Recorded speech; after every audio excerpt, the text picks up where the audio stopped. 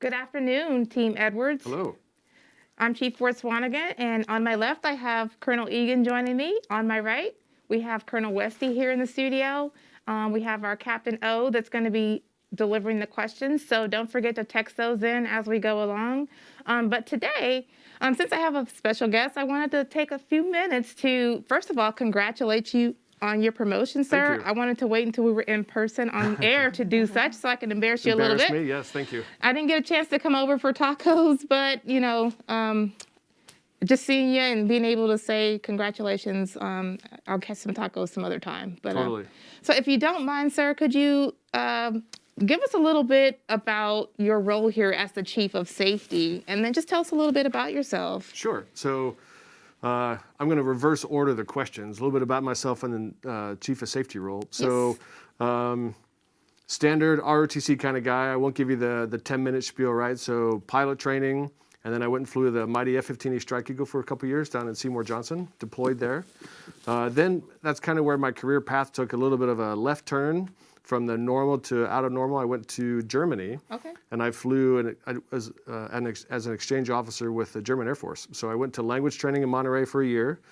Then I went to Tornado basic training in Holloman for about 9 months, and then spent a couple years in Germany, speaking German, flying with the Germans, which was awesome. Korea for about a year, non-flying, then test pilot school in Class 10 Bravo. Then I went to Eglin Air Force Base for a couple years doing F-15C and E test. Came back to Edwards, teaching at test pilot school. Then I went to Wright-Patt, to AFIT, got a PhD in electrical engineering. Came back to Edwards. I think like a lot of us have seen, it's kind of a black hole magnet, right? Just kind of sucks us in.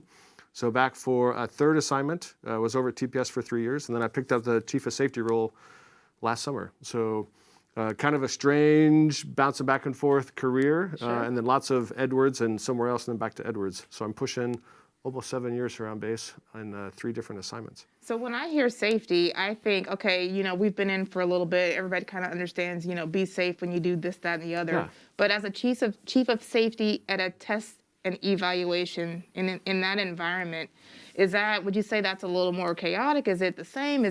Can you just kind of elaborate a little bit? And I don't know that I would say it's more chaotic. It helps that there are a lot of really good people that work at safety. There's certainly more elements to safety at Edwards than elsewhere. So in general, safety in the Air Force at a flying base like we have here, you have a ground safety, right? There's always occupational ground safety. So they are the ones inspecting the buildings, making sure the stereotypical thing is right, daisy chain your power cords. So they're making sure that you're not doing that kind of stuff, that all of those occupational and ground and building things are safe. There's also weapons safety, just like it sounds like. So flying base, dropping bombs, right? They call it the splody math, right? What kind of distance do we need between places where munitions are stored to make sure that if something bad was to happen, it's limited in terms of what it can affect. That's weapons safety. There's also range safety. So we've got a range here just to the east of the base where we can go and fly and drop bombs. So there's safety dealing with that part of it too, and airspace is included with range safety. Then there's also flight safety, which for a flyer like myself is kind of what I most knew before safety. So how do we safely fly and execute? And that includes like airfield stuff and birds and emergencies and investigations when things are a little not as they're supposed to go, let's say. So that's like most flying bases in the Air Force have all of those things in the safety office. What we here at Edwards have that's different is test safety. So you hear all the time, right, TCATA 2, Center of the Aerospace Testing Universe. And with all of these test programs that we do that everybody on base is supporting either directly or indirectly. If I want to go test a new widget, a new sensor, carry a new bomb, a new weapon, fly a new airplane, then as part of that, there's certainly a test plan. How are we going to test this thing? But there's also a safety package. So you want to go fly this new thing, whatever it may be, how are we going to do that safely? And so with that test plan, there's a safety plan that the test team writes up, and they bring it then to our office, to our test safety engineers, and they review it. They ask questions, they're looking for documentation, and what happens if this thing goes wrong, or what happens if that thing goes wrong, and working through all the checklists and how to safely recover the asset, whatever it may be. That's all encompassed in kind of test safety. So they get approval to fly from a technical basis, a program does, but they also get approval from a safety basis. Awesome. And are they safe to execute? So our goal at safety is we're not going to go around and point fingers at people. Hey, you did this wrong. This was unsafe. Bad boy, bad girl, you're in trouble. Our goal is just to support squadron commanders, directors, folks at all levels of how do we make the base safe in every which way. So we've had, in recent past, someone was over by the horse stables and said, hey, this light pole is leaning. So they called us. And we were able to help get it taken care of working with CE. So no matter what you see on base, traffic accidents, things that are safe, unsafe, please let the safety office know. And we have an office that covers that particular aspect of the base. And we are all about making sure everybody gets home at night and everything is safe and sound and good. Awesome. So that's safety in whatever that was, 3 minutes. Yes, sir. Thank you for sharing. When I got here initially, I had an immersion with your predecessor who kind of broke down the unique aspect of safety, which is something that I wasn't familiar with. So thank you for sharing that with the rest of us. Totally. And making sure that everybody understands why, how Edwards is unique and why what we do is important. So. Absolutely. Awesome. Great intro. Well, in addition to you helping out with the town hall here, you've also been helping out with the medallion ceremonies that have kicked off. And so I appreciate you joining me for that too, as the top 5 we've had to divide and conquer. And so we definitely appreciate you helping out there. And so the nominees have been coming out. It's been great to congratulate them on getting to the wing level, winning at their groups, and then coming out, and so that you can get a chance to speak with each of them and kind of give them that recognition that they need. And so thanks again for that, sir. And it's been great for me. I'm honored to be able to stand in for General Higer, and I know that he wishes that he could be there. Congratulate all of the nominees and the winners. Absolutely. But also, it's been a pleasure for me to be able to, as you said, interact with folks individually. So as we call them up, lots of cheering, hopefully from their support section, and then to kind of briefly, one-on-one, two-on-one, the two of us talking to them. What are you most proud of? Tell me, in your words, what this means, what you've accomplished. And it's great to get to hear what is important to them and what they've done. And most people say it's the people they work with. I know. I've been listening as you kind of pull that out of them, and that's really been good to hear. They've had a great year, a lot of different accomplishments and achievements. The goodness has been emphasized by everybody that's been reading off the citations. But when they come up there and they're so humbled, and they say it's really the people and just being able to be a part of a team and those sorts of things. That's so awesome to hear that. Agreed. And it's my first, whatever it was, 6 years at Edwards, were really just all down at test pilot school, either as a student or instructing down there. And so I had a fairly limited experience, I guess, in some ways of Edwards. But now here at Safety, I've been able to go around and talk to lots of people in lots of different places and interact with folks that I hadn't been able to before. And it's awesome. Really, really great people. I'm sure you've seen that in your time here. I've been really, really impressed. Oh, yeah. So with that, since we're talking medallions and the nominees, we're going to keep those going. I think there's one every day.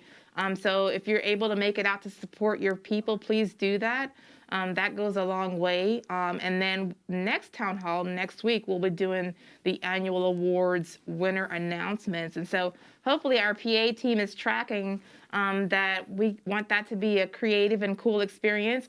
I kind of envision maybe not a red carpet, but an orange carpet in the background, or like a stage, have their official photo coming down, or something in the background. You hear that? You hear that? Calling you out. And so, hopefully we can make it fun and, be able to recognize those folks and show them that their hard work pays off. And so I look forward to seeing how that all turns out.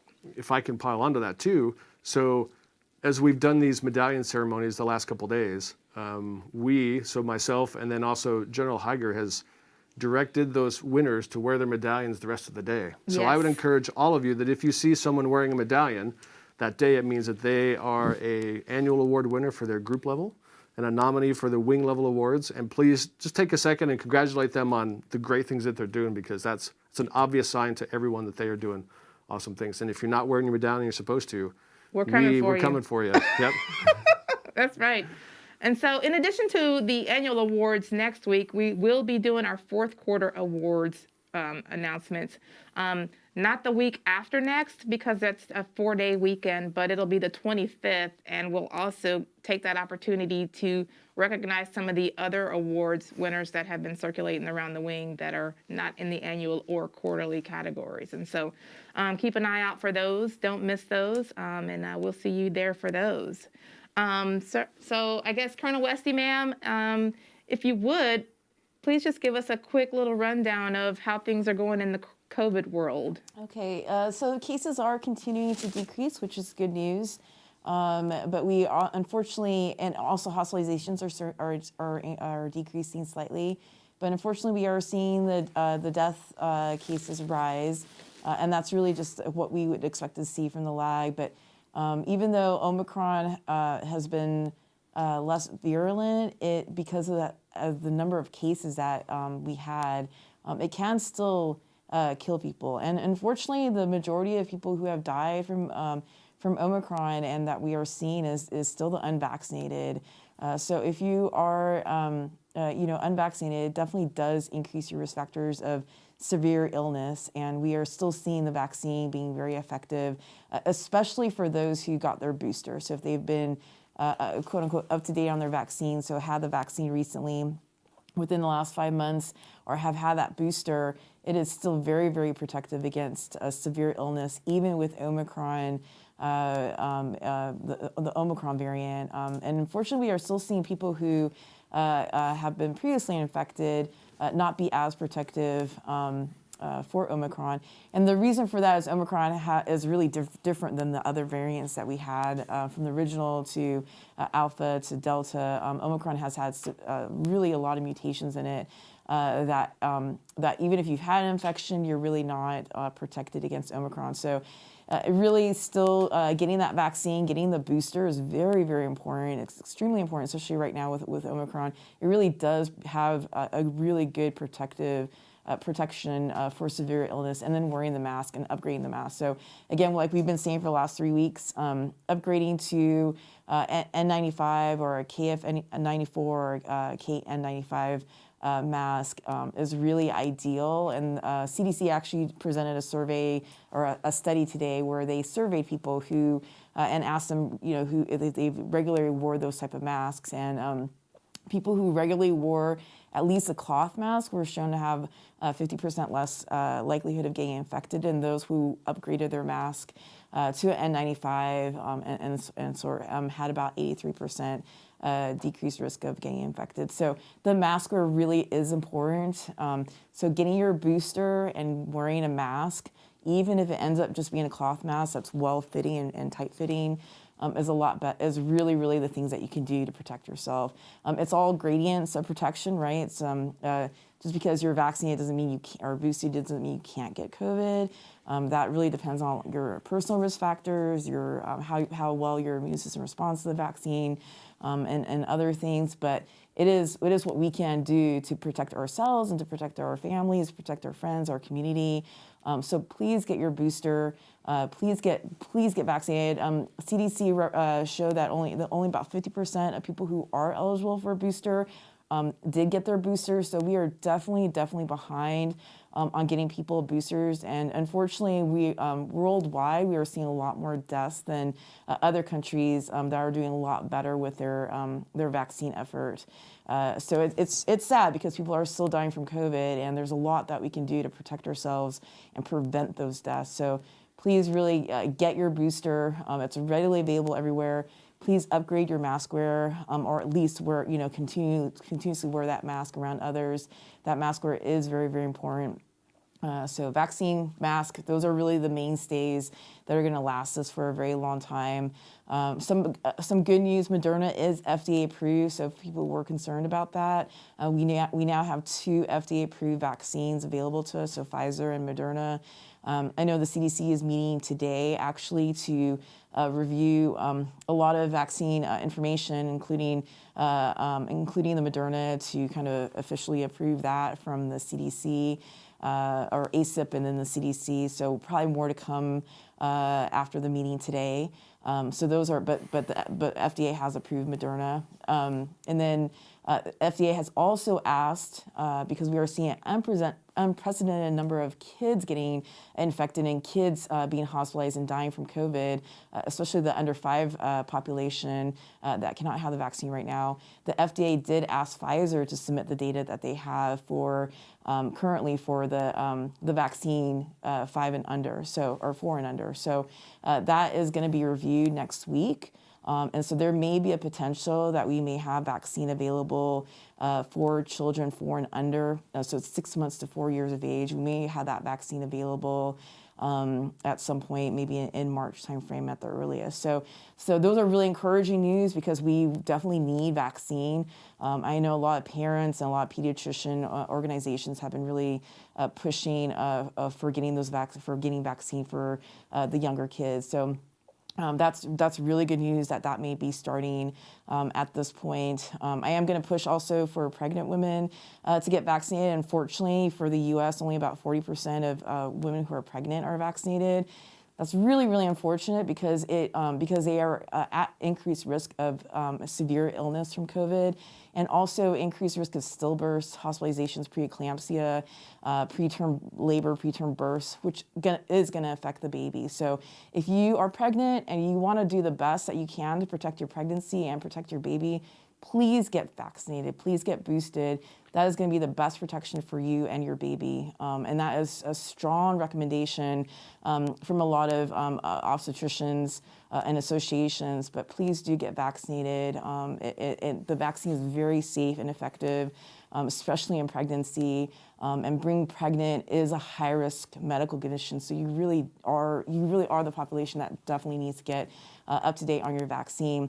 The good news is that when your baby, when your baby's born, there's a lot of studies showing that the baby will have antibodies lasting longer, even longer, which I didn't know, even longer from a vaccinated mother than from a mother who had an infection with COVID. So that's really good news because obviously we really don't have a vaccine for the babies 6 months and under. So if you're vaccinated yourself as a mother, your baby will be protected when your baby's born, and especially if you're breastfeeding, that antibody protection will continue. So really a big plea for whoever, if you're pregnant, to make sure you are doing the best to take care of yourself and your baby and getting all the protection to protect the pregnancy and the baby.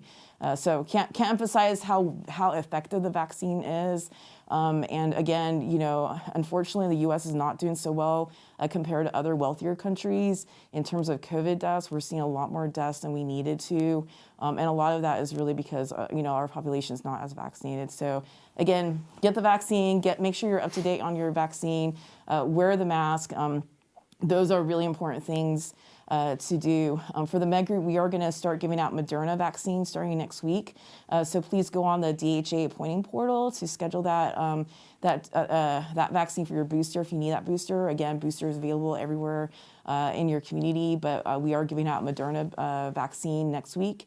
And then we actually gave out some pediatric vaccines yesterday for those 5 to 11 years of age. But we will be doing it again end of this month, so the 24th. You can make an appointment to get that. But again, that's readily available in the community, and a huge plea to also get your child vaccinated. But if you're 12 and older, you can get that booster. So definitely probably more to come, and we'll see how the cases continue to go. I know there's that stealth Omicron, the BA.2 variant. That's kind of out there, and so from what I'm hearing, it may not really affect the surge currently, but it is definitely a more contagious variant. So we'll see what that does for the current surge, but just continue doing continue doing the mitigations and continue wearing that mask. At some point, we probably will. The COVID will probably be more of an endemic type of nature than pandemic, and I know the CDC and DoD are looking into a deliberate kind of changes to when that endemic status becomes more present. But right now is really not the time to let go of the mitigations. Right now is not the time to throw in the towel. So just keep going and doing the right thing. Awesome. Thank you, ma'am, for your update. We really do appreciate that. And as a reminder, the text number is at the bottom of the screen, 707-412-8922. But before we jump into the questions, let's get in with the PA team. They're going to do a quick application demo, the app that rules them all, or the Edwards app. If you haven't downloaded it to your phone, don't forget to do that. And if you don't want to use your phone, there's also the web page as an alternative to that. So they're going to show us another quick demo for those that are still not familiar. Any second now, they'll be bringing that up and we can dive right in. Oh, here we go. So as you can see, they're scrolling through. When you first open the app, this is kind of what you see. Lots of cool linkable categories that you can click on. I, for one, am always clicking the dining one there in the middle because I can never remember what time they stop serving food and I got to eat. So and with Valentine's Day coming up, if you want to hit up the food court to go with the date to get some food on Valentine's Day, now you can know where the hours are. Yes, I mean, exactly. no disrespect to Popeyes or to Charlie's or anybody else. If you are going on a date for Valentine's, I wouldn't necessarily recommend the food court, but if you do want to go there, the app is a place to find the hours. And so with that being said, sir, my husband and I have been taking advantage of going together to get the food and then eating it in the car because there's no dining in. But it's still a cute little lunch date. It still works. You're still spending time together. Yep. But yeah, there's hours of operation. You can also click the map so you can find out where everything is located. As you can see there, you can click and they can, give you the directions to where you're trying to go. There's phone numbers. I mean, you name it. Anything you can think of is probably in there. And if there's something that you notice is not in the app, let the app team know. Let PA know. They're always taking feedback to try to improve upon this. And so we want this app to be whatever you need it to be. So please, there's a function and a feature on the app where you can provide feedback about the app. And so if you can show them where to go so that they can send you their ideas. There we are, app feedback. We hear you. You should have put yeah. We hear you. Works just as well, sir. Can I tell you one of my favorite things about the app? What's your favorite thing about the app, So sir? there's a spot on there where you can contact the commander. Absolutely. So if you want to reach out to General Higer, the command team, that's the place to go. Here's why that matters to me. So on the previous version of the app, and when General Tyker was here, so about 2.5 years ago, I was going to the gym, running on the treadmill. All that was awesome. And when I'm running on the treadmill, I like to watch the TV screens, right? Yes. Well, they were down to like 2 treadmills in the gym that had a functional TV. And I asked for some help, and they tried to help me, but it seems like the problem was not on the treadmill side, and they couldn't fix them, right? So I, on the app, messaged General Tyker and said, "Hey, sir, here's what's going on. Can you?" And within like 48 hours, all the TVs and all the treadmills in the gym were working again. Nice. So, and he responded to my text. So if you have issues on the base, that's an awesome way to reach out to leadership. If you can't find, like, I didn't know who else to call. And that was a great way to get a response on an issue that was bothering me. Sure. And there was action on it almost immediately. So it was really great. Yeah, direct link to the commander, and it also provides General Higer with, a pulse on what's going on around the base, if you will, or the installation, both installations. And so please don't hesitate to use it. Like I said, my favorite is to look up the times, the hours of operation for most things. But if you also click on the commander's link, there's a command chief link, which will get you to the book club. And so you can go on there to see, there's Edward, our little book club worm. He's our little mascot. But anyway, Leading by Reading is the book club. You can go in there and vote on books that we want to read coming up. You can see what we've read thus far. And we're also trying to improve upon that area as well. And so give us your feedback. Let us know what book you want to see on the list so we can vote it in. And maybe it'll be the next book in the lineup. And so that's another feature that's out there. Like I said, feedback. Let us know what you want to see. Captain O, you got any favorite things about the app? I do, Chief. So yesterday when we had the gas pump outage, that was one of the things that was super helpful because I know, unfortunately, gas stations are far and few in between Edwards to the next gas station. So hearing that, hey, gas pumps are out, well, now everybody can start planning accordingly to make sure that they can that was a vital notification, Yes. especially if you're, yeah. welcome. Thank you for doing that. Our team is on top of it. So like I said, continue to feed them the feedback on what you want to see, things like this. I mean, like you said, sir, that came in handy knowing that the gas pumps were down. And then when outages happen, power and all these sorts of things. This is a one-stop shop. The intent is to have it just one location where the information is readily available. Not everybody has Facebook. Not everybody has all the different social media sites. And so we wanted something to bring everybody together without you having to go out and get a Facebook account or whatever social media outlet. So yeah, that's kind of my take. We got Colonel Egan's take, ma'am. Colonel Westy, we don't want to leave you out. I like it. You can see FSS and the events that are coming up, and it links you to the other places for FSS, like ITT, because I was trying to find Disneyland tickets. And Awesome. Cool, yeah. Definitely a very informative area on the FSS part of things. Can you bring it up one more time? So there's the FSS portion right there. It talks about the different, I'm trying to see, can't see that far, but it talks about the different events. There's a calendar there. I definitely rely on knowing what Club Muroc's doing and seeing what night events are going to be occurring and that sort of thing.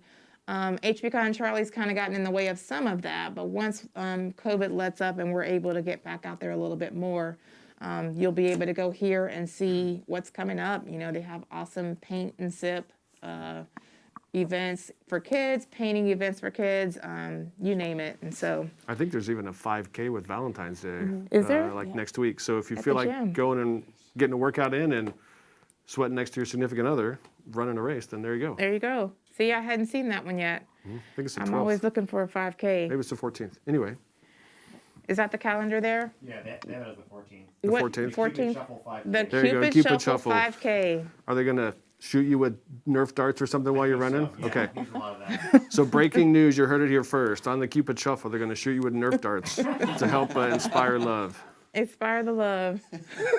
Get the spark going. Cool. All right. So, I thought sir? I thought they were supposed to encourage love, not run away from it. Hey, whatever we got to do. That's right. What do you have up there now? Can you talk to it a little bit there, Crosby? Oh, sure. So this is so FSS also sends out their weekly blast. So we've also we've actually added in all of their blasts that they send out every week. So everything that they've sent out over the past, I guess this goes back all the way to January. So if you've missed anything within the FSX section, if you go down to newsletters, you can see it, and then all the details and information is readily available in there. So it's like the digital saber right there. Basically, yeah. And then my nerdiness, and I just love this just because of how much of a pain it was to get it to actually feed into the app, is all of our stories and content that we produce here in PA. So you can see all the relative information is here. Everything that we've produced over the last year feeds into this section. But we also actually have AFMC stories, and their content is feeding in here as well. So if you've missed any content throughout the through the MAGCOM, you can see that. And then also all of the main Air Force's top stories are floating in here too as well. So if you're a news buff like me, it's nice to be able to read that content, which is Yeah. nice. So you can see what's happening as well. Awesome. Yeah, there you go. Well, I have an idea. Just as we're talking through it, it just kind of hit me. With this being Black History Month, this day in history, 1913, Rosa Parks was born. And we all know that she was known for her refusal to get off the bus. And then that kind of had some influence on the civil rights movement. So maybe there's a way that we can, plug certain things about the different month. What's it called? Each month, you got Black History Month, you got Asian American, all the Pacific various. Islanders. What am I Yeah. trying to say? Yep. So we're actually in the process of we're going to be highlighting content throughout the year. So we're kind of going to be rotating how the app looks throughout the year for different things. So you're one step ahead of me on that one. Awesome. The cultural, events and stuff like that. Yeah, be so- able to post that. So as things out, we're working on some new features that'll actually bring all of that content in. So you're I love it. It's awesome. But yeah, you're right here with Wheels me. are turning. Yeah. So we're already working on all that stuff. So that as content feeds in and things that are taking place, you'll be able to see it front and center on the app. I And so- should have known you were already on it. Yeah, so we're going to be highlighting at the very top so that as you hit the app, you're going to see, the relative information and the kind of the main things that we're working on the base. Awesome. Yeah, I could see that just morphing, with the historian, maybe collaborating with them to, get a little corner for the historian and whatever else. Like I said, whatever you all want to see, feed your inputs in to that app in that feedback section so that, we can take those ideas and just kind of incorporate those in. Because like I said, this is for you all. And so, cool. I think that's it for the app. Awesome. Sir, do we have any questions coming in? No questions, but we did have just a small shout out actually Okay. for the Edwards app if we want to throw it up. We'll take a shout out all Totally. day long. Does it get shown on the screen? It will. Yeah, 1 second. All right. So PA has now worked it where your questions can be displayed on the screen. So they're evolving every day as we do this. Nice and work. so So any that- second now, you'll be able to see what's come in. Yeah, that way I know when we wear our masks, sometimes our words get jumbled Look up. at that! So, all right, there it is.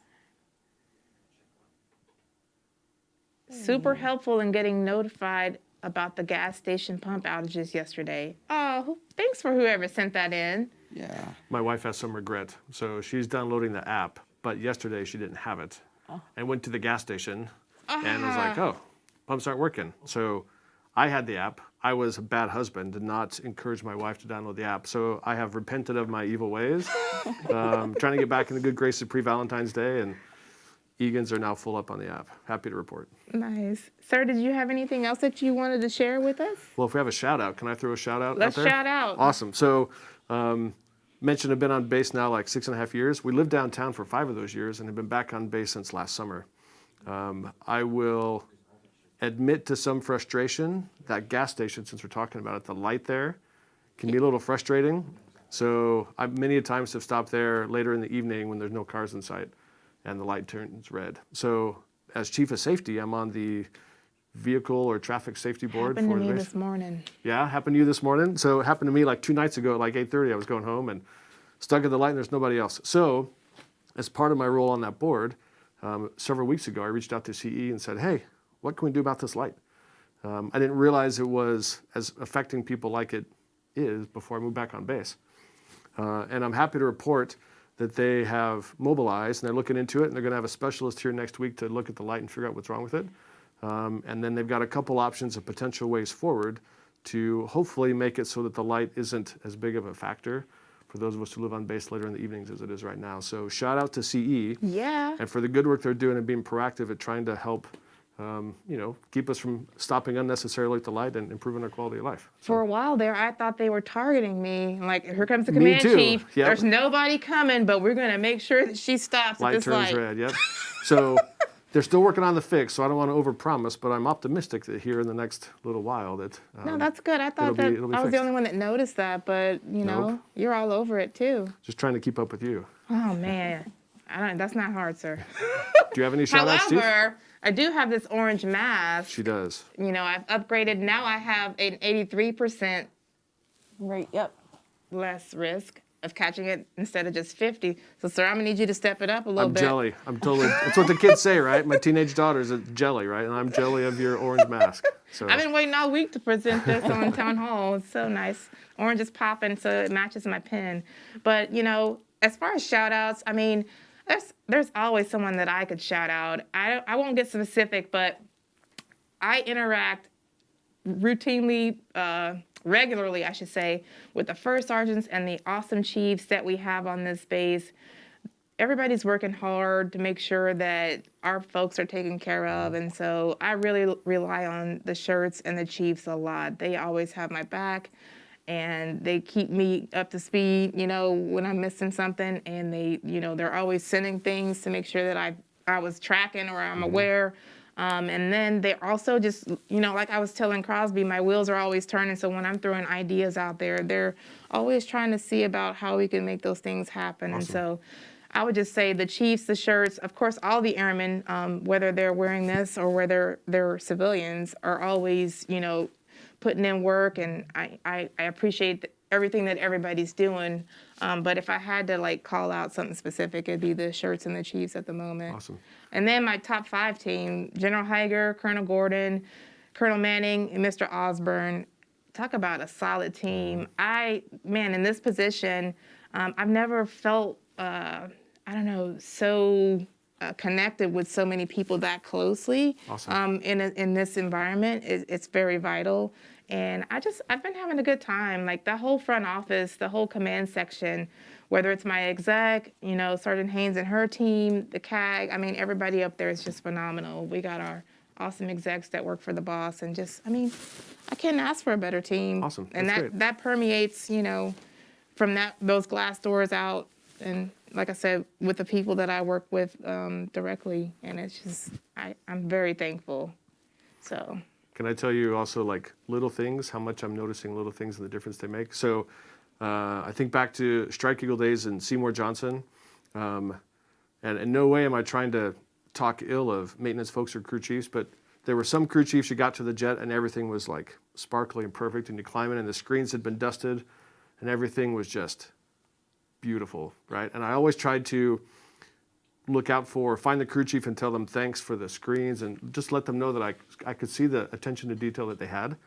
And I've really noticed that here on the base as well, that all those little things that so many people do, like the traffic light with CE, like the first shirts that you lean on, like T-38 maintenance when I go fly a T-38 and the screens are clean. So there's so many things that people do that I think it's easy to overlook, that we take for granted, right? Gas station pumps are going to work, lights are going to come on, and it really takes a lot of people, so many people, to make the base work. That's right. That it's easy to shout out kind of onesie twosies, but really I think It's a teamwork. it's everybody, right? And it's being able to award medallions to folks these last few days really has kind of cemented to me the quality of people that are here on base and we get to work with. And Yes, sir. we shout out to the base, the whole base. Can we do that? Let's just shout Nice out job, everybody Edwards. out. Good work. Shout out Team Edwards, right? And that includes Plant 42 as well, both installations. Like, we appreciate everything you all do. Like you said, sir, we've been saying that during the Medallion Ceremonies, but we can't overemphasize how much we appreciate what everybody's doing. And so with that, let's see if Captain O has gotten any questions in. No questions yet, but kind of right in step with the shout outs, we actually do have another shout out. Well, we'll take shout outs. Awesome. If nobody wants to ask any questions, just keep bringing the shouts. Let's For go. sure. Yeah, I'm all about positivity. So this one was a shout out to the child care workers, food services, gate guards, gym service workers, teachers, CE, everybody. Basically, they're doing incredible work during these tough times. That is absolutely spot on. In addition to the great work that they're doing, and as you see those folks, make sure that you let them know. Also, I would just say this is a reminder to just be kind, because what they do is tough. And sometimes, you're having a bad day. We all do. But I would just encourage you to remember that those folks that are in those positions, they're doing their jobs, they're following mandates and directives, they're just trying to do the right thing. And so please don't take your frustrations out on them. That goes for folks at Subway, like you said, the gym, the CDC, all these child care places.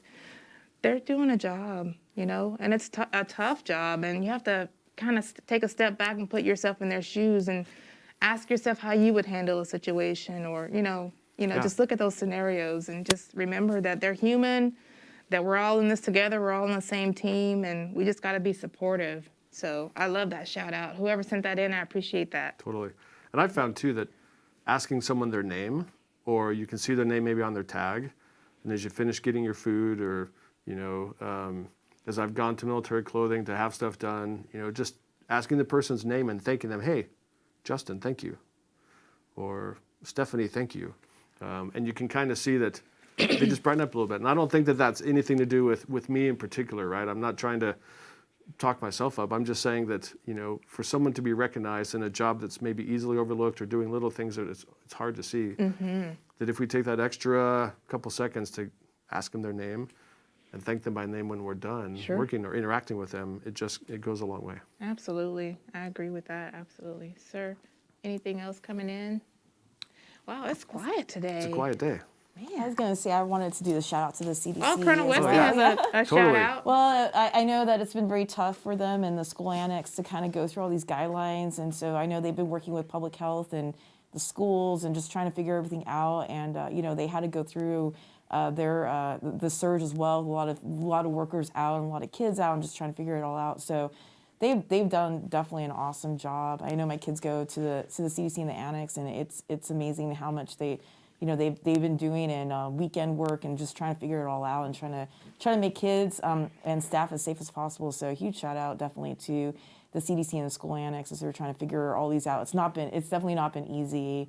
And just like you, ma'am, the Med group that, working with the Med group, we've definitely have gone through a lot of different things. I do appreciate my colleagues at the Med group as well, especially public health, that has been really very supportive, and they've gone through this whole pandemic and still charging with a small crew, and everybody that's trying to kind of work with COVID ops in the Med group. I know our phone lines were down this week, which was it's been very difficult. So we appreciate people's patience with that, and being able to figure out other systems like the Our Patient Portal. But I think our system, apparently our phone system is a very old kind of T-metrics type of system, and it may be down for the count. So they need to buy new parts and get a new system. So, definitely appreciate the patience for everybody as we're going through all of this stuff together. No, that's spot on as well. Especially in this day and age and what we're dealing with, that whole teamwork aspect really comes to mind.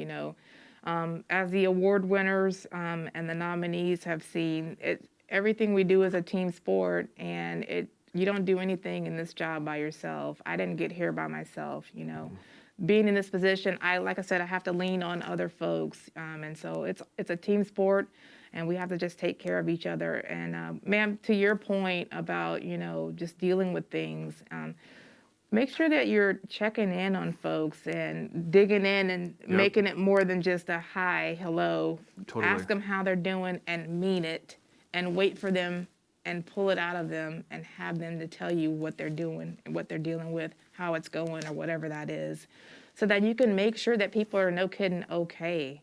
Because this can be very stressful, and resiliency, I'll just say mental health is health. And self-care is care. So, those things are important for anybody. It doesn't matter what your rank is, doesn't matter what your position is. And so, sir, 5 girls, 5 girls, yep. I guess that's something I didn't say in my intros. We have 5 daughters between the ages of 13 and 23, and 3 are out of the house. So I will tell you that in general, when I tell people I have 5 daughters, the response is, ooh. Or I get it, I'm sorry. No, I think it's awesome. I think it's great, right? I love it. And it's never a dull moment. I have been outvoted, outnumbered in my house for decades, literally decades. And it's awesome. And they really help keep me young. So you talk about resilience and about self-care and about all of those topics. And going outside and throwing a football with them, or throwing the baseball, or going for a walk or a bike ride. Or I can't tell you how many times we've walked around the golf course here on base. That being outside and interacting with people means a lot. And I realize that most people don't have, 5 kids, or everybody has their different family situation. So look your people in the eyeball, right? How are you? And really mean it. Yeah. And build that relationship if you don't have it yet, so that they know that you really care and mean it. And that really goes a long way to, I think, our individual mental health, and then how we as a smaller group team, and then building on up through Edwards in total, it goes a long way, and it makes a difference. It does, and I guess I should be clear to go from self-care and mental health is health, and then go 5 girls. No, so I know that's not what you meant. It's all good. Let me finish my point in that. Sure. I have 2 children, and these are the things and the principles that I'm just constantly talking to them about, because I didn't necessarily get that growing up. We didn't know how to do self-care, if you will.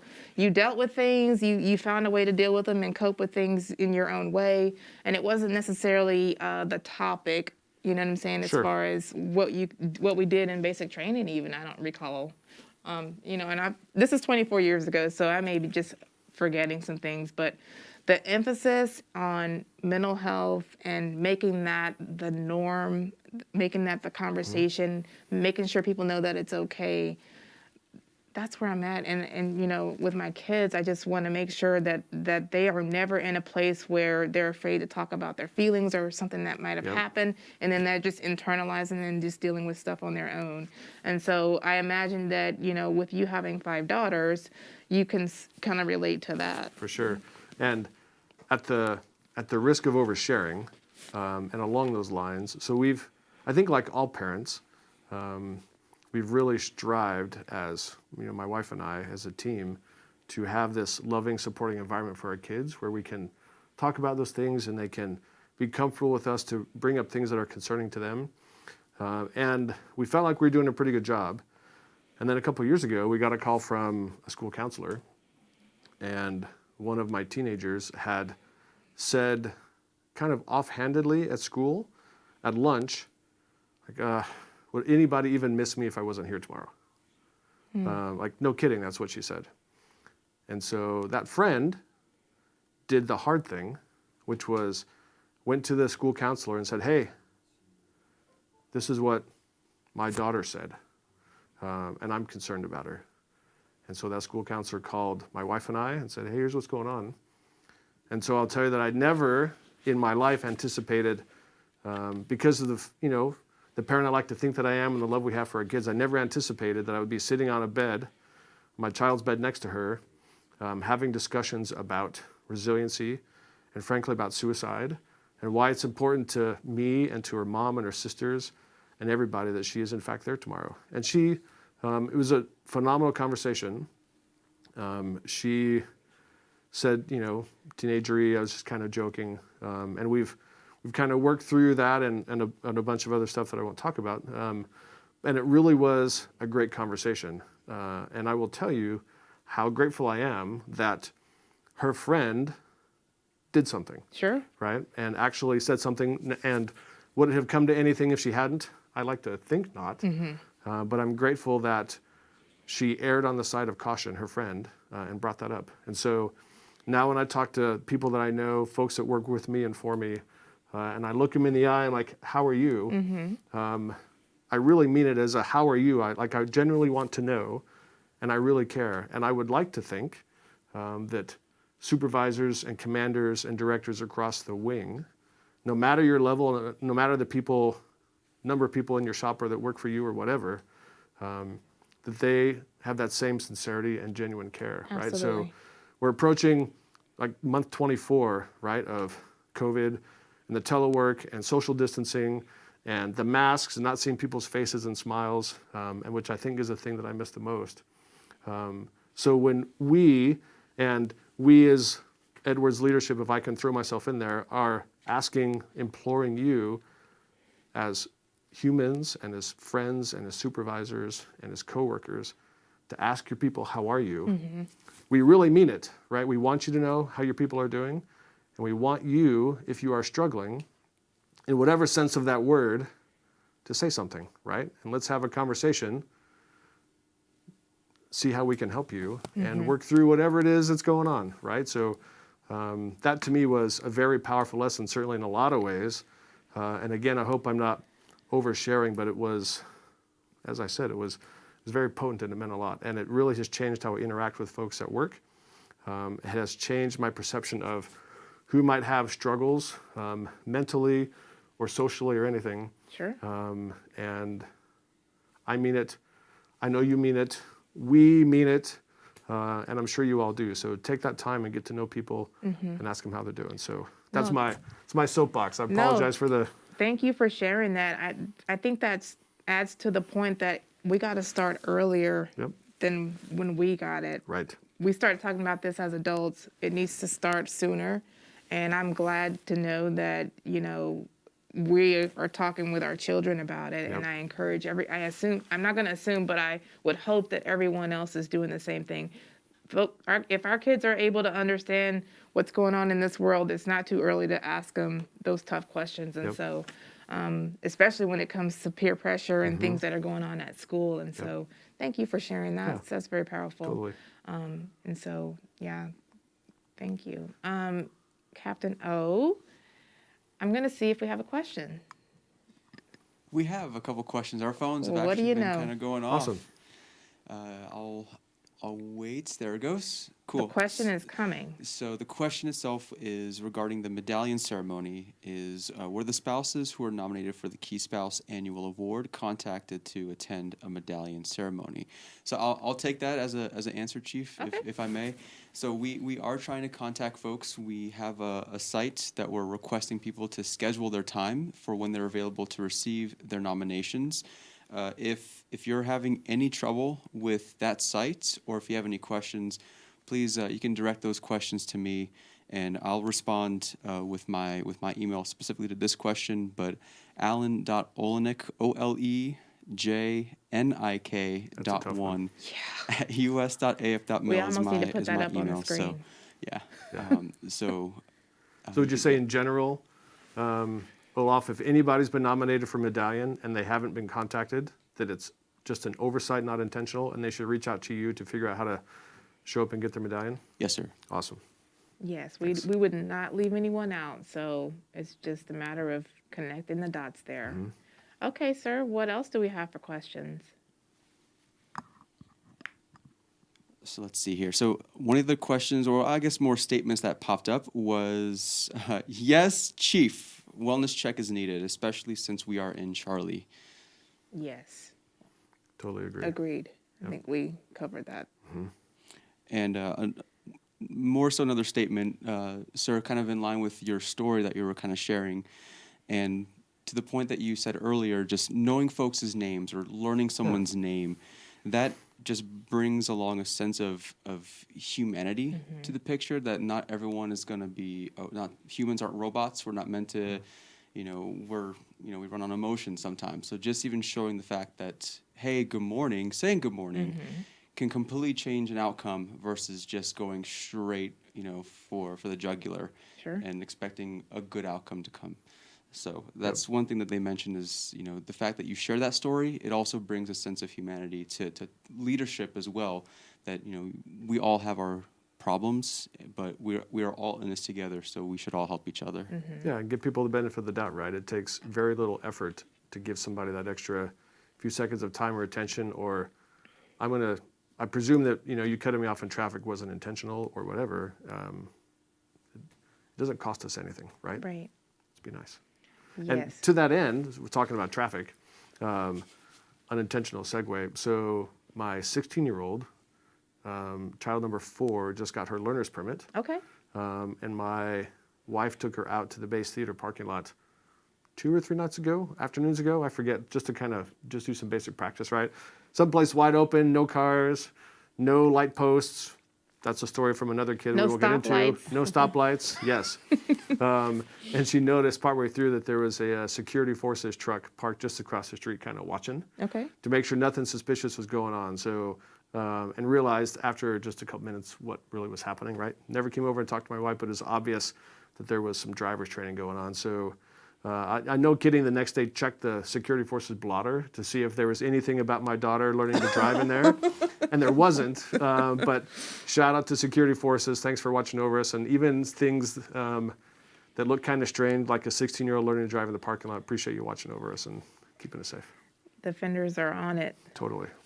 I'm going to say that I went through the gates today, and there was the defenders in the middle aisle, the middle lane, and they were doing some dancing and like having a good time there this morning. It was really nice. I mean, because you just go through normally, but They were doing a TikTok? something. I don't know, it was fun. They were having a good time out there by the gates, and it was enjoyable to see that. And it's just kind of have a great weekend, have a great day type of thing. So That's cool. I always enjoy going through the gates because you get to talk, talk, and my kids are always trying to roll down the window and say hi, So Yeah. it is good to have those interactions, and it was kind of fun going through this morning. So Ma'am, shout out to you guys for. It's awesome. You bring up a good Great day. point, ma'am. When you go through the gate, take a few seconds if no one's behind you. I know General Higer's definitely wanted to do that. I've been doing it. And I know he said that on air before, that if there's no car behind you as you go through the gate, take a few minutes. Think about the folks who stand there and come in and out of there as we all come through the gate. Sometimes that could be a little lonely, right? Imagining, if, I don't know, maybe they're reading a nice book inside and, but take a few minutes to see who's actually defending us and thank them. I had there's a couple Saturday nights ago, I came in the gate and, hey, how's it going? How you doing? And I got it's Saturday night. What does that mean? And I'm here.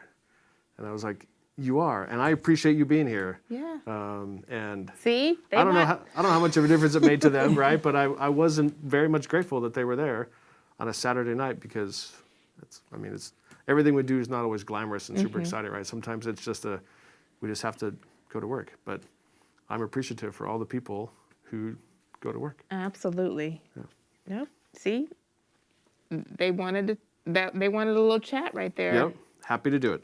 That's awesome. Thanks for doing it. Yep.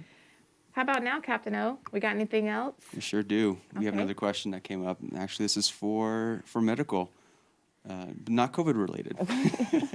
So the question was, hi, I'm retired Air Force and I fill my prescriptions at the clinic pharmacy. I see the 412 Medical Group patch on the bags.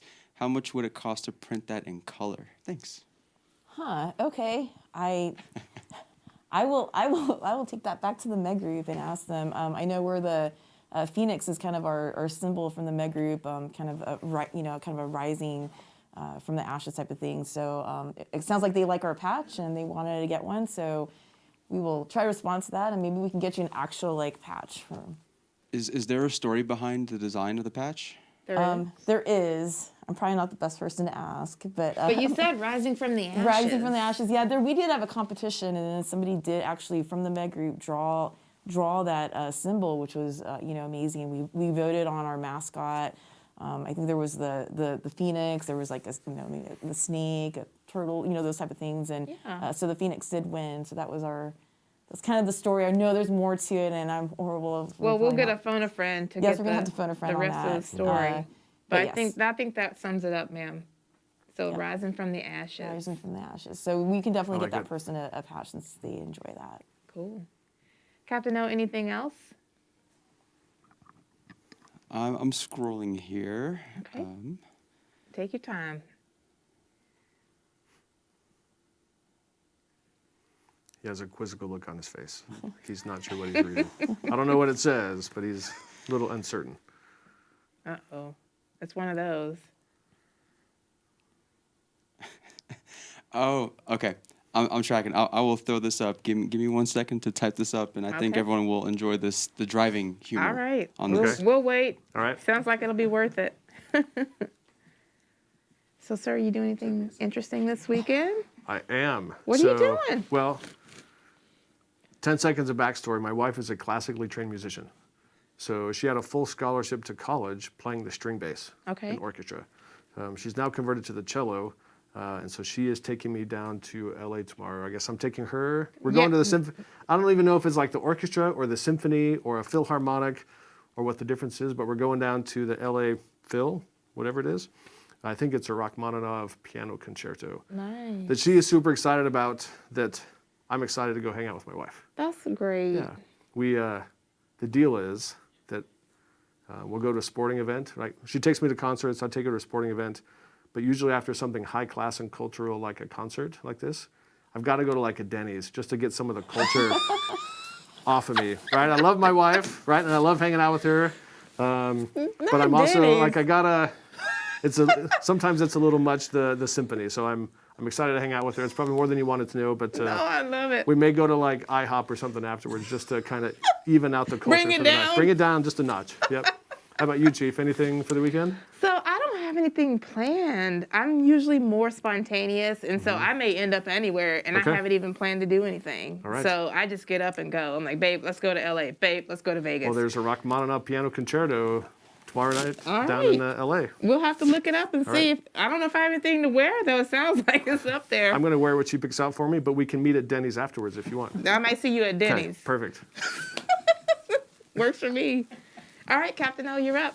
So we have two things. I know we're cutting close here on time, so I think this will be our last two things. So the Friday humor one that popped up regarding driving was, I learned how to drive in a cemetery because my mother figured I couldn't kill anybody there. That's really funny.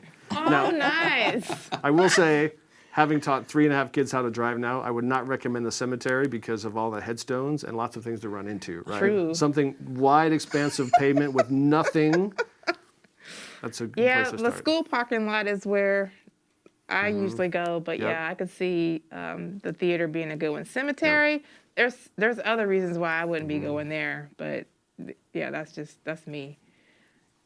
What else you got, sir? That And Friday humor, why didn't you identify yourself? oh, We so like jokes. I will give the shout out. It was Mrs. Lang. Oh, nice, So Miss she Lang. threw that in there. I love it. All right. Here is a Should be showcase. coming up here soon. Yes, sir. We are waiting. PA's so cool. Okay, so Wait for once, it. Once it pops, I'll start reading it, and hopefully it'll catch up with us. Yes, sir. So it said, There we go. can we get the links to the information that is being shared about the vaccine? When I look on the CDC website, I can't find that the vaccine is best, or what vaccine is best for young children, and that it's better than natural antibodies. I just want to make sure I'm reading the right facts. Okay. Yeah, so if you go onto the CDC website and just look for the vaccine, and there are some sections for pediatric vaccine, but there's also, if you look on the CDC and the ACIP website, that's kind of where they have posted their meetings where they did show the benefits of the vaccine really outweighed any risks. And also the American Academy of Pediatrics has a lot of good data for COVID and pediatrics and the rate of rise of cases, hospitalizations for kids. So really the impact in children has been increased, and with Omicron especially, it seems to have affected kids more than the previous variants. Especially more the upper respiratory system. So it is still recommended. The other really part of it is COVID can cause long-term symptoms, long-term issues, and even with Omicron being less virulent, it can cause long COVID. And we are starting to see a lot more of that as well. So even if you don't have severe illness, you can still have long consequences from COVID, such as fatigue and headaches. And so that can affect children as well. So that is really why they are trying to get vaccine available for children. So but those are some of the links you can kind of go on to the CDC and the AAP as well. Do we know, are a lot of those links posted on the Edwards app? Ooh. That's a good We can question. certainly do that. Because that would be helpful. I know if a lot of folks just, there's so much information to find out there, that if there are good links that we can just send them directly to, because I see that there is a 412 medical group, a section, there's a category for it. Yeah. And if we can There's probably, also on the Edwards COVID COVID section, too. page, there's PowerPoint slides and links there as well. So if you go onto the Edwards COVID page, there's information on there. And I'm also going to say, if you get infected with COVID, yes, you do have some immunity from that. You do definitely develop antibodies, and that can be that, but that doesn't last either. And unfortunately, you have to get sick to get those antibodies. So really, if you had a choice of getting sick and having really possibility of having severe illness and just not having to get sick and still having that same protection, I don't know what parent would want their child to be sick and to get that protection versus just getting a vaccine, getting the protection. So those are just some things to kind of think about as well. Vaccines are pretty common in children because we don't want them to get sick and have worse symptoms. And so again, vaccine does protect you. You don't have to get sick to get that protection. Awesome. Well, I guess that's it for questions. So, sir, Chief? I've been thanking you all week, I think, but, thanks for coming on, sharing your humor, humanity, your humility. That's 3 H's coming from a hustler. Yeah, there you go. I see what you did Ooh. there. Call sign. Yep. You have the coolest call sign yet. But anyway, I'm going to say, my last few words for the installation, and then I'll let you close us out. Sure. All right, so that's all we have for you all today. Thank you for joining us. As a reminder, don't forget to tune in next week for our annual awards announcements. The winners will be announced, and PA will provide some creative awards ceremony for us. So don't forget to tune in for that, and have an awesome weekend. Take care of each other, check in on each other, and just remember to be kind. Sir, over to you. I think you summarized it awesomely. So when I take a student out flying, I always try and like get to just 1 or 2 or 3 things at the end that they can take away, because it's easy to go, well, this was wrong and this was wrong, you know, this, and they're overwhelmed. And I think your summary was awesome. And to kind of just reiterate some of what you said, and then maybe add 1 or 2 things. Be kind, right?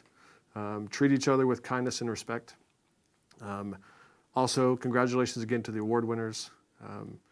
Again, if you see someone with a medallion, please reach out to them, say, nice work.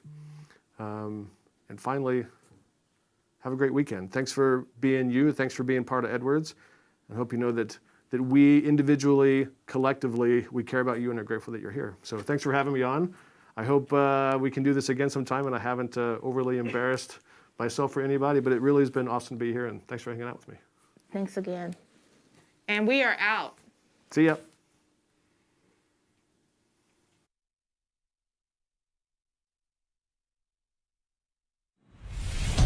Here is a showcase of some of the innovative tools that we use in CE. All these tools increase our efficiency in a number of ways. They help us reduce our own internal man hours, reduce or eliminate our need to bring in outside contractors, and they reduce the outage time of utility services on base, all of which add up to a substantial cost savings. The first one I want to talk to you about today is our sewer crawler. This device actually crawls through sewer lines and videotapes it. It looks in 360-degree angles, allowing us to see exactly what's going on inside the sewer lines. We can see if the problem is a crack or a clog and exactly where the problem is within the system, which gives us the ability to have equipment guys to dig up the sewer line right at the point of the clog or the break. So instead of digging at 400 feet of pipe, we're only digging at 50, which is not only cheaper, but also much safer because it's less time doing the dangerous physical work. The next item is our deep tracker camera. This device has 2 functions. This one here is a swimmer, like a mini submarine drone with a camera. It looks around a potable water tank to inspect what's going on in the tank. Whether that means sediment on the bottom of the tank, too much rust buildup, or really just any other kind of damage or corrosion on the bottom or even the sides of the tank. And this is the wheeled version of the same device. Only instead of swimming, it has magnetic wheels that stick to and scale the sidewalls of our tanks. We actually used to have a scuba diver that would come out every 5 years and do a dive inspection on the tanks, but that was costing us about $20,000 per tank, and we have 23 tanks total. Now that we have the deep tracker, we do it all in-house. So 23 tanks times 20 grand is close to $500,000 every 5 years. So $100K a year these guys are allowing us to spend elsewhere. All right, so this is our laser pump alignment tool. We literally have thousands of pumps on Edwards Air Force Base. Every time a pump needs to be replaced, repaired, or moved, the shaft has to be realigned with laser lines so that it's perfect. Otherwise, it causes wear on the pumps and the equipment. It used to cost us about $2,500 to contract that out. Since we got this, we can do professional laser alignment on pumps in-house. Now this is our Fleur gas detection camera. It can look along a section of pipe and tell me exactly where a leak is. That's important in the mechanical room, and you can walk in and smell gas. You can identify the source of leak in minutes. As opposed to the old way, sometimes it would literally take years because we'd have to take a big spray bottle and spray every pipe. Some of these buildings, especially the hangars, are huge. I mean, 1,600 is like 10 acres under one roof. And some pipes are high up and hard to access, so it can be nearly impossible to find leaks in some cases. So this is our Aquafon underground leak detector. It basically uses ground penetrating sonar to detect pipe leaks underground. A good example is a parking lot. If we believe there's a leak, say, I don't know, under the BX parking lot, instead of digging up a huge section of that parking lot, they can take this and move it around from spot to spot, and that sonar will penetrate the ground and return sounds back through the operator's headphones. And they keep moving around and listening. Pretty soon they pinpoint the location of the leak. This allows them to only need to dig up a specific section versus digging up the whole thing.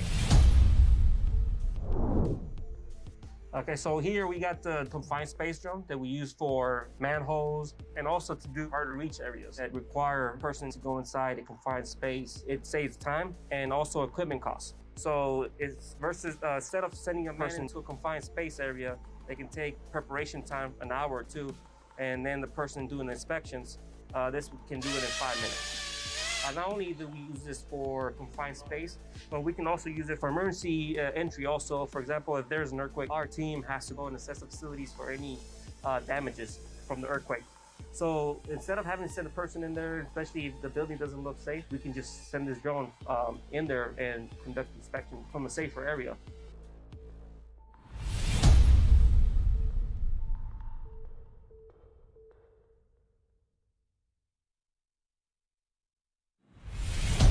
Here is a showcase of some of the innovative tools that we use in CE. All these tools increase our efficiency in a number of ways. They help us reduce our own internal man hours, reduce or eliminate our need to bring in outside contractors, and they reduce the outage time of utility services on base, all of which add up to a substantial cost savings. The first one I want to talk to you about today is our sewer crawler. This device actually crawls through sewer lines and videotapes it. It looks in 360-degree angles, allowing us to see exactly what's going on inside the sewer lines. We can see if the problem is a crack or a clog and exactly where the problem is within the system, which gives us the ability to have equipment guys to dig up the sewer line right at the point of the clog or the break. So instead of digging at 400 feet of pipe, we're only digging at 50, which is not only cheaper, but also much safer because it's less time doing the dangerous physical work. The next item is our deep tracker camera. This device has two functions. This one here is a swimmer, like a mini submarine drone with a camera. It looks around a potable water tank to inspect what's going on in the tank. Whether that means sediment on the bottom of the tank, too much rust buildup, or really just any other kind of damage or corrosion on the bottom or even the sides of the tank. And this is the wheeled version of the same device. Only instead of swimming, it has magnetic wheels that stick to and scale the sidewalls of our tanks. We actually used to have a scuba diver that would come out every 5 years and do a dive inspection on the tanks, but that was costing us about $20,000 per tank, and we have 23 tanks total. Now that we have the deep tracker, we do it all in-house. So 23 tanks times 20 grand is close to $500,000 every 5 years. So $100K a year these guys are allowing us to spend elsewhere. All right, so this is our laser pump alignment tool. We literally have thousands of pumps on Edwards Air Force Base. Every time a pump needs to be replaced, repaired, or moved, the shaft has to be realigned with laser lines so that it's perfect. Otherwise, it causes wear on the pumps and the equipment. It used to cost us about $2,500 to contract that out. Since we got this, we can do professional laser alignment on pumps in-house. Now this is our Fleur gas detection camera. It can look along a section of pipe and tell me exactly where a leak is. That's important in the mechanical room, and you can walk in and smell gas. You can identify the source of leak in minutes. As opposed to the old way, sometimes it would literally take years because we'd have to take a big spray bottle and spray every pipe. Some of these buildings, especially the hangars, are huge. I mean, 1,600 is like 10 acres under one roof. And some pipes are high up and hard to access, so it can be nearly impossible to find leaks in some cases. So this is our Aquafon underground leak detector. It basically uses ground penetrating sonar to detect pipe leaks underground. A good example is a parking lot. If we believe there's a leak, say, I don't know, under the BX parking lot, instead of digging up a huge section of that parking lot, they can take this and move it around from spot to spot, and that sonar will penetrate the ground and return sounds back through the operator's headphones. And they keep moving around and listening. Pretty soon they pinpoint the location of the leak. This allows them to only need to dig up a specific section versus digging up the whole thing. Okay, so here we got the confined space drone that we use for manholes and also to do hard to reach areas that require a person to go inside a confined space. It saves time and also equipment costs. So it's versus instead of sending a person to a confined space area, they can take preparation time, an hour or two, and then the person doing the inspections, this can do it in 5 minutes. Not only do we use this for confined space, but we can also use it for emergency entry also. For example, if there's an earthquake, our team has to go and assess the facilities for any damages from the earthquake.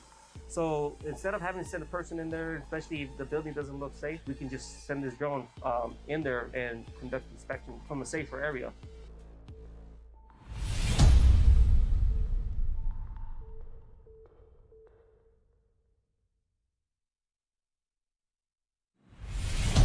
Here is a showcase of some of the innovative tools that we use in CE. All these tools increase our efficiency in a number of ways. They help us reduce our own internal man hours, reduce or eliminate our need to bring in outside contractors, and they reduce the outage time of utility services on base, all of which add up to a substantial cost savings. The first one I want to talk to you about today is our sewer crawler. This device actually crawls through sewer lines and videotapes it. It looks in 360-degree angles, allowing us to see exactly what's going on inside the sewer lines. We can see if the problem is a crack or a clog and exactly where the problem is within the system, which gives us the ability to have equipment guys to dig up the sewer line right at the point of the clog or the break. So instead of digging at 400 feet of pipe, we're only digging at 50, which is not only cheaper, but also much safer because it's less time doing the dangerous physical work. The next item is our deep tracker camera. This device has two functions. This one here is a swimmer, like a mini submarine drone with a camera. It looks around a potable water tank to inspect what's going on in the tank. Whether that means sediment on the bottom of the tank, too much rust buildup, or really just any other kind of damage or corrosion on the bottom or even the sides of the tank. And this is the wheeled version of the same device. Only instead of swimming, it has magnetic wheels that stick to and scale the sidewalls of our tanks. We actually used to have a scuba diver that would come out every 5 years and do a dive inspection on the tanks, but that was costing us about $20,000 per tank, and we have 23 tanks total. Now that we have the deep tracker, we do it all in-house. So 23 tanks times 20 grand is close to $500,000 every 5 years. So $100K a year these guys are allowing us to spend elsewhere. Alright, so this is our laser pump alignment tool. We literally have thousands of pumps on Edwards Air Force Base. Every time a pump needs to be replaced, repaired, or moved, the shaft has to be realigned with laser lines so that it's perfect. Otherwise, it causes wear on the pumps and the equipment. It used to cost us about $2,500 to contract that out. Since we got this, we can do professional laser alignment on pumps in-house. Now this is our Fleur gas detection camera. It can look along a section of pipe and tell me exactly where a leak is. That's important in the mechanical room, and you can walk in and smell gas. You can identify the source of leak in minutes. As opposed to the old way, sometimes it would literally take years because we'd have to take a big spray bottle and spray every pipe. Some of these buildings, especially the hangars, are huge. I mean, 1,600 is like 10 acres under one roof. And some pipes are high up and hard to access, so it can be nearly impossible to find leaks in some cases. So this is our Aquafon underground leak detector. It basically uses ground penetrating sonar to detect pipe leaks underground. A good example is a parking lot. If we believe there's a leak, say, I don't know, under the BX parking lot, instead of digging up a huge section of that parking lot, they can take this and move it around from spot to spot, and that sonar will penetrate the ground and return sounds back through the operator's headphones. And they keep moving around and listening. Pretty soon they pinpoint the location of the leak. This allows them to only need to dig up a specific section versus digging up the whole thing. Okay, so here we got the confined space drone that we use for manholes and also to do hard to reach areas that require a person to go inside a confined space. It saves time and also equipment costs. So it's versus instead of sending a person to a confined space area, they can take preparation time, an hour or two, and then the person doing the inspections, this can do it in 5 minutes. Not only do we use this for confined space, but we can also use it for emergency entry also. For example, if there's an earthquake, our team has to go and assess the facilities for any damages from the earthquake. So instead of having to send a person in there, especially if the building doesn't look safe, we can just send this drone in there and conduct inspection from a safer area.